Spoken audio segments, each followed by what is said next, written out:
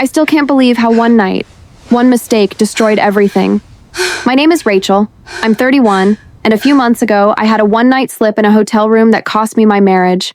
When people hear that, they picture some wild, heartless act. But that's not what happened. It wasn't passion or thrill. It was loneliness. My husband Adam and I had been married for 5 years.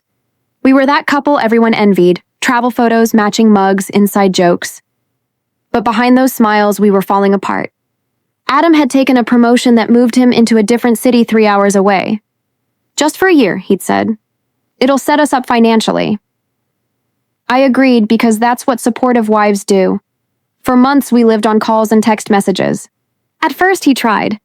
We'd talk every night, send silly pictures, count down the weekends until we could see each other. But over time, the calls shortened, the visits became less frequent, and the silence between us stretched longer. I started to feel invisible. I told myself it was temporary, that love was stronger than distance, but love still needs presence. Then came the company conference. I worked in marketing, and we had an out-of-town event at a hotel. 2 days of meetings, dinners, and networking. I didn't plan to drink, but after hours of small talk and polite laughter, I just wanted to feel something real. That's when I met Ethan. He was part of the finance team. Friendly, attentive, funny in that easy, non-threatening way. We talked during dinner, then again at the bar after most people had left. I told him about Adam, about the distance, about feeling like roommates on separate calendars. He listened. He didn't flirt, didn't touch, just listened. I should have stopped there. I should have gone to my room, called my husband, and gone to sleep. But instead, I stayed. One more drink turned into 2. Then he walked me to the elevator. I can still remember the exact moment it happened. The pause at my door, the silence that could have gone either way. I could have said goodnight. Instead, I opened the door wider. The next morning, reality hit like a truck. I woke up sick with guilt. Ethan was already awake, sitting on the edge of the bed, saying quietly, "We should forget this happened." I nodded, numb. He left before breakfast. I stood in the shower for what felt like hours, replaying everything. It wasn't worth it, none of it. There was no passion, no love, no escape. Just shame. I wanted to call Adam right then, confess, beg for forgiveness, but I couldn't even find the words. I went home the next day and tried to act normal. I cooked dinner, folded laundry, laughed on the phone when Adam told me about work. But the guilt was crushing. Every time he said, "I love you," it felt like a lie from both of us. A week later, I told him, it was late evening. He'd just come home for the weekend, exhausted, smiling as he walked through the door. I told him to sit down. He thought it was about bills or family. When I said, I made a mistake, his whole face changed. At the conference, I continued, my voice shaking. I drank too much, and I slept with someone. He didn't speak for a long time. He just stared at me, like he was trying to decide if this was real. Finally, he said quietly, "Who?" "It doesn't matter," I whispered.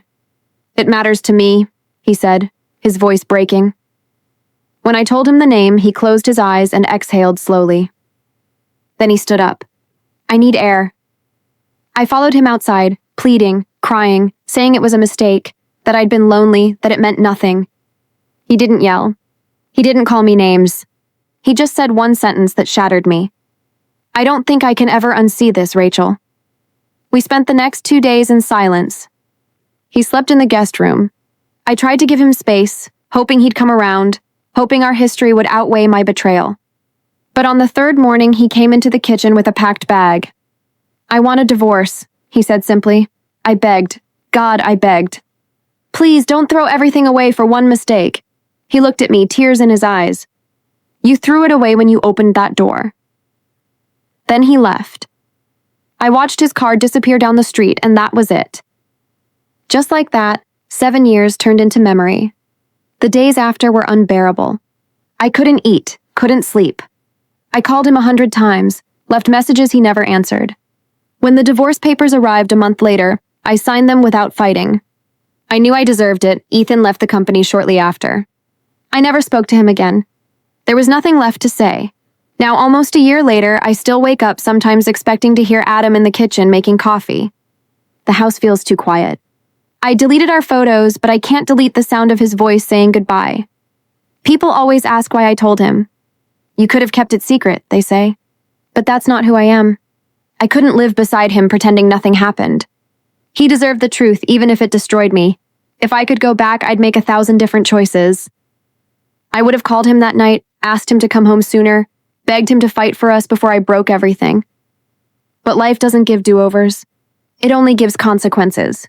Sometimes I drive past the hotel where it happened. The lights in the lobby still glow the same soft gold. The doors still slide open automatically, indifferent to the lives they ruin. I sit there for a few minutes reminding myself of what I lost, not to punish myself, but to remember that even one night can redefine everything you thought was safe.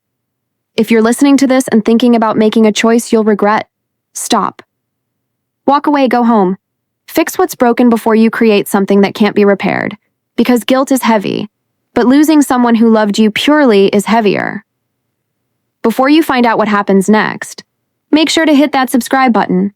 We share real stories like this every day, stories that show how a single decision can change a lifetime.